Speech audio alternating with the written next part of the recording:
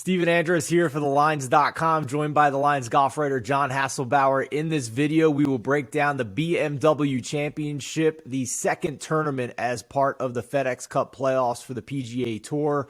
We will look at Wilmington Country Club, a brand new track on the PGA Tour, what John thinks stands out there in terms of the key stats to know. We will look at the odds and mention any early bets we have this week for the BMW. And you can find John's preview on thelines.com as always by going to the homepage. And if you're watching this video closer to the tournament and it's not in one of our top 4 slots, you can always go under the odds tab under golf and you'll find John Hasselbauer for his BMW Championship. And John, the first thing I want to hit on here is the top of this board and the favorites in this tournament, because it is not very kind to the bettors this week.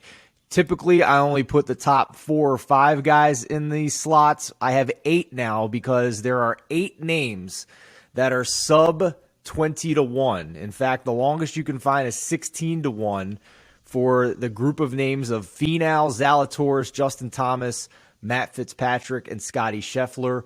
Rory McIlroy across the board 10 to 1 now after Cameron Smith withdrew from this tournament with a hip injury.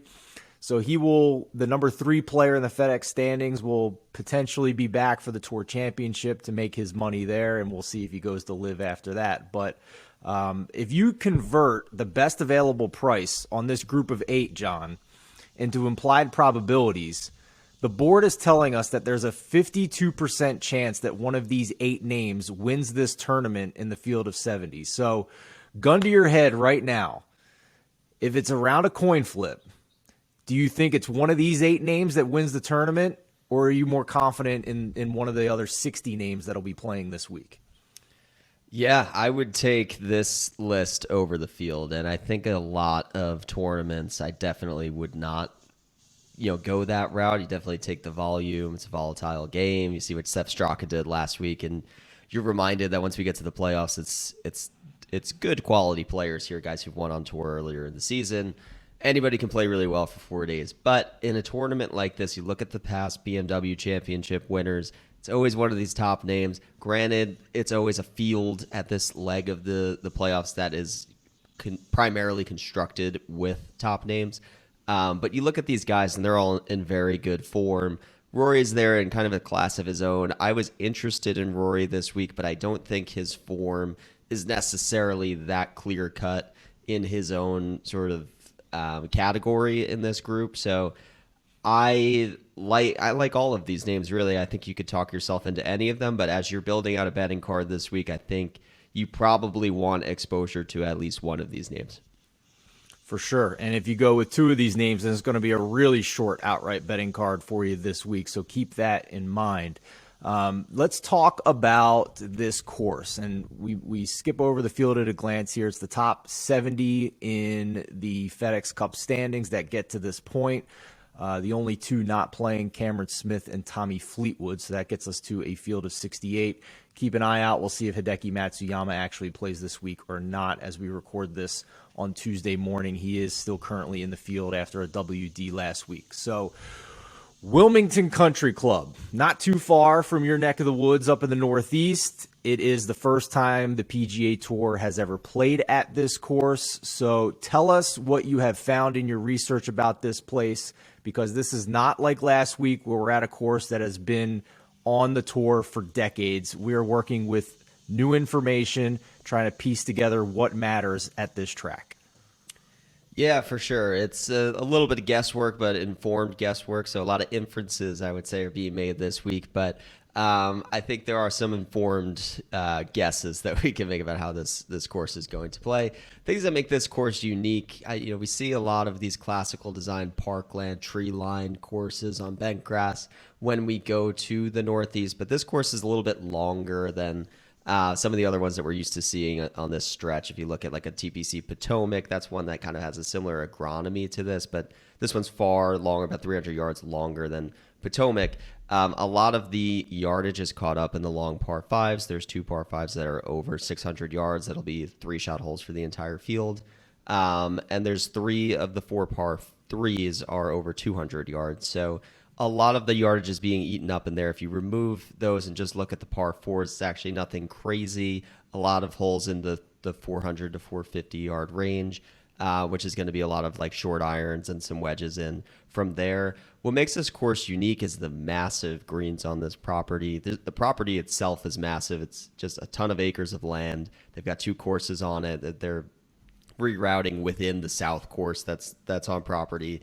It was originally speculated they would use some tees from the north, but actually looks like they've taken the south course and just rearranged the order of the holes for some reason. But really big property, 8,000 square foot greens on average. That is the second largest to only Kapalua.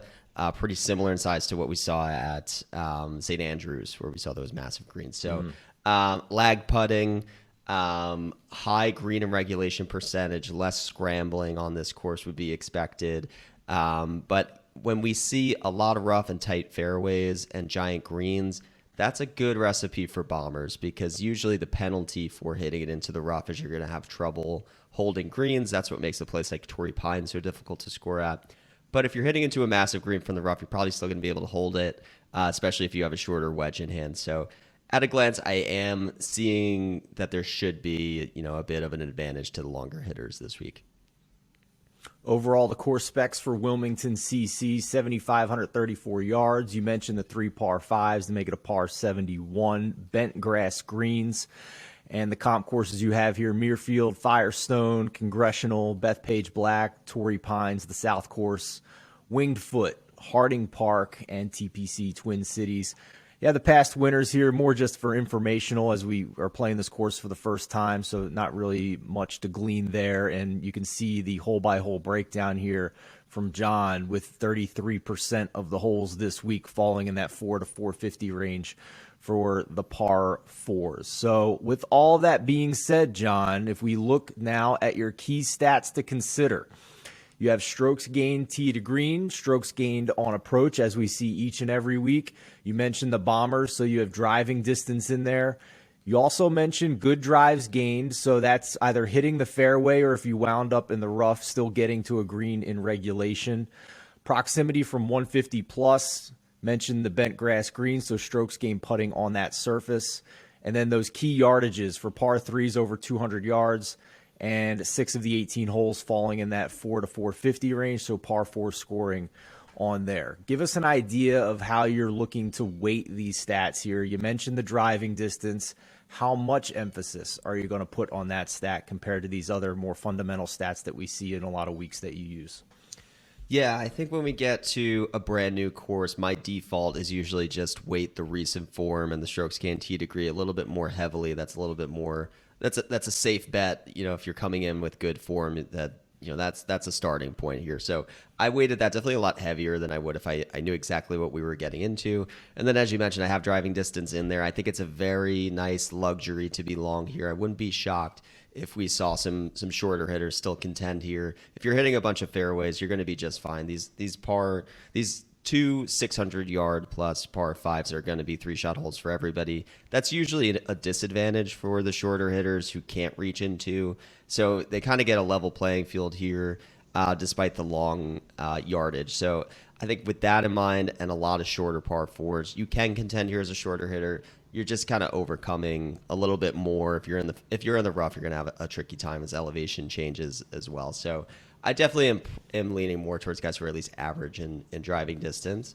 And then, approach important. Good drives gain. That's kind of like a combo stat that I'm using on comp courses that have had a similar layout for ball striking, essentially, where you're hitting into somewhere where you're probably not going to get all of your approaches out of the fairway.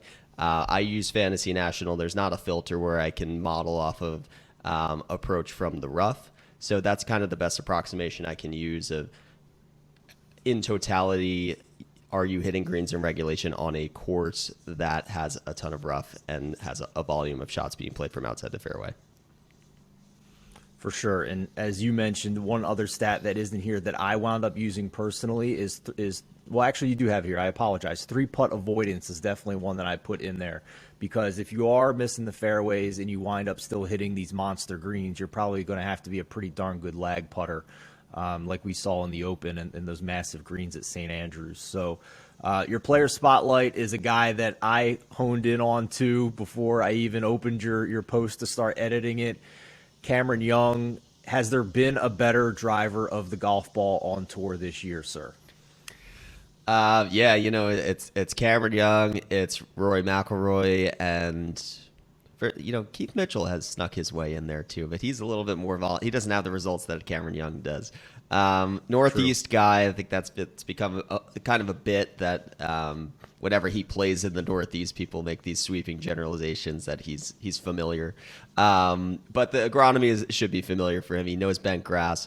And he grew up in the New York Met area playing on bent grass throughout. So this is a setup that should suit him well. That was why I liked him a lot at the Wells Fargo, where he had one of his 7 top 3 finishes this year.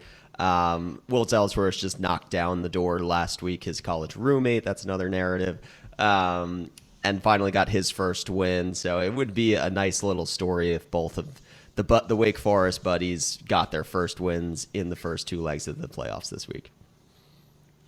For sure. This is a guy that I added at 30-1 to my card earlier this week on Monday morning. Didn't want to wait for that as soon as the Cameron Smith news came out that he was withdrawing. So here's your player pool at the bottom of your preview. You can take a look at this both in terms of DFS purposes and also the guys that John is potentially considering for his outright card. As always, John's full betting card for the BMW Championship will be out on Wednesday on thelines.com, and you can also find his 4 long shots to consider on thelines.com right now.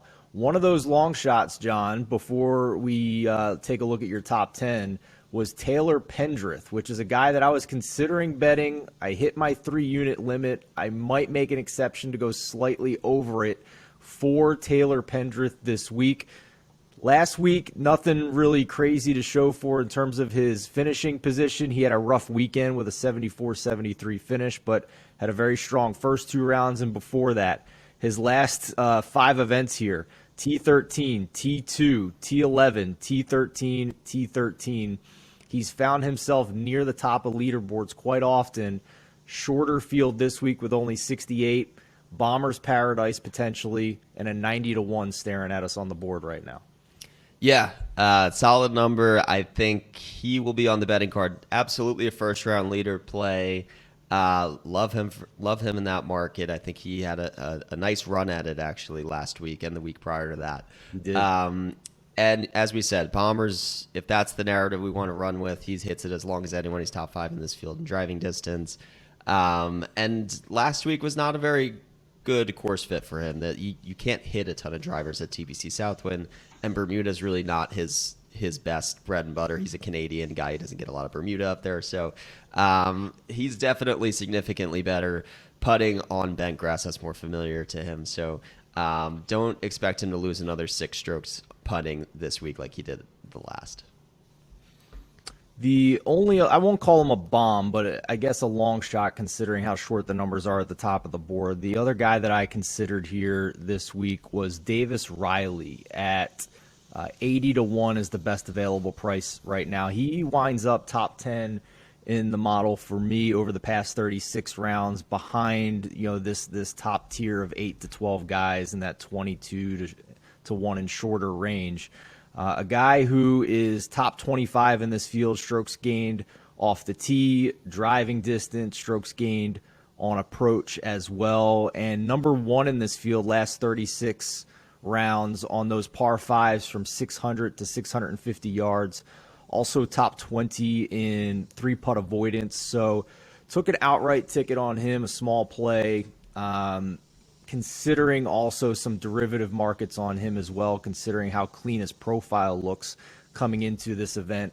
So I do agree with you that I think more likely than not we're looking at one of those 20-1 or shorter guys that's going to win this tournament. It feels like it's going to play like a major, maybe a U.S. Open with all the distance advantages there. But Davis Riley isn't one of the longest guys off the tee, but he's also above average. So I don't think that's going to be too much of a disadvantage for him. So let's scroll back up here to the top 10 in your model as we wrap up. And Justin Thomas claims the top spot for you, followed by Tony Finau, Xander Schauffele, Scotty Scheffler, John Rahm, Rory McIlroy in those top spots.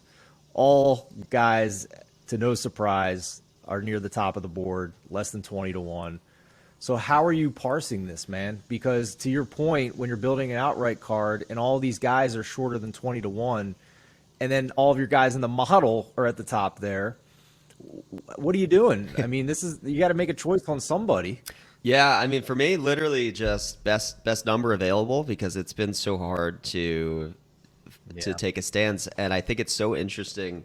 Xander Schauffele is on my card this week, and I think it's so interesting what's happened with him, because before his 2 wins this year, he had this reputation as this guy who couldn't close, but he was always in the high teens, and he was always priced too short for anybody to bet it.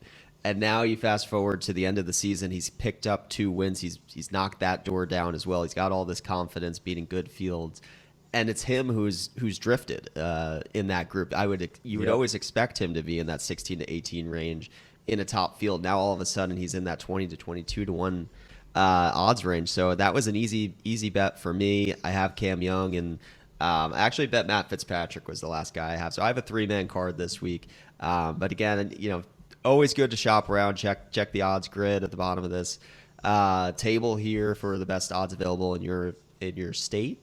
And yeah, I mean, I honestly don't think there's a bad bet at the top of this board. So follow your gut, chase the guy that you whatever it is that gets you on somebody, take it and run with it. Scotty Scheffler missed the cut last week, stayed around, started working on his game a little bit. I think he was hanging around with Butch Harmon, I think, on the range from what they were showing us. And I can't remember if that's his swing coach. Well, whoever his swing coach was, he was working with him over the weekend, even though he missed the cut. He wound up top 2 for me over the last 36 rounds, behind only Tony Finau. And I locked him in at 18-1. He's drifted the wrong way to 16-1 now with the Cameron Smith with WD. So that's where I started my card. The form hasn't quite been there compared to these other guys, but obviously he has been arguably the best player on tour this year. And when he is at his ceiling, I think he is still the best player in the world. So that's where I took my shot at the top of the board. I added Cameron Young as well. And admittedly, John, I might need to work on this on the off season, but I'm a sucker for long shots, and I had a guy in Brandon Steele wind up in the top 5 for me over the past 36 rounds, and I think he's around 150-1 right now. Over the past 36 rounds, number 3 in strokes gained off the tee, number 7 in strokes gained on approach. Admittedly, most of that coming in a lot weaker fields than what he's going to play at the top of the board this week in a playoff event. So if you don't want to bet him in the outright, I think he's a good candidate for a top 40, maybe a top 20. And the other long shot to me, who I am on bad terms with, because I had Zalatoris at Torrey Pines in the Farmers Insurance Open, and he couldn't make a single putt, and Luke List comes in and steals it. And I hadn't bet him because he just couldn't make a putt for most of his career, even though he's like that guy that's constantly near the top of your model and just never wins. Well, sure enough, he goes and wins it at the Farmers coming from behind. This number has dropped a little bit. It was 275. I mean, we're talking, decimal points here in implied probability, but 250-1 on Luke List for some lunch money as a guy who can bomb it. Can't putt a lick, but hopefully he's getting close enough to the hole where he's 2-putting on these at the very least. So just a couple bombs I wanted to let you guys know that surfaced for me, even though I do agree that more likely than not we are going to see one of these names at the top of the board. John, any final thoughts here before we wrap up? Yeah, from my article, I'm also looking at List. I think the putting is not encouraging, but he's hard to ignore. It doesn't seem like it's trending in the right direction, but it wasn't exactly the case going into Torrey Pines either. So sometimes you catch lightning in a bottle. Kitty Allen is the only other guy down there that I actually think is pretty viable. Kind of forget that this is a guy who's won professionally on the DP World Tour pretty recently, just before the pandemic. So he's got himself in the mix at the Scottish. Bomber can really get hot with the irons, and not the best putter in the world, but goes up and down with it. So I was, definitely love him in DFS. Betting wise, we'll see what the top 20 markets become later today, but definitely a guy I think has the upside, and someone I'll be looking to get exposure to. Second to last name on the board at 250 to 1, right there with Luke List. The only guy longer, Mackenzie Hughes at 300 to 1. All right, some names for you guys to consider. Hope you enjoyed it. Best of luck navigating the odds this week for the BMW Championship. Thanks for watching. We'll see you next time.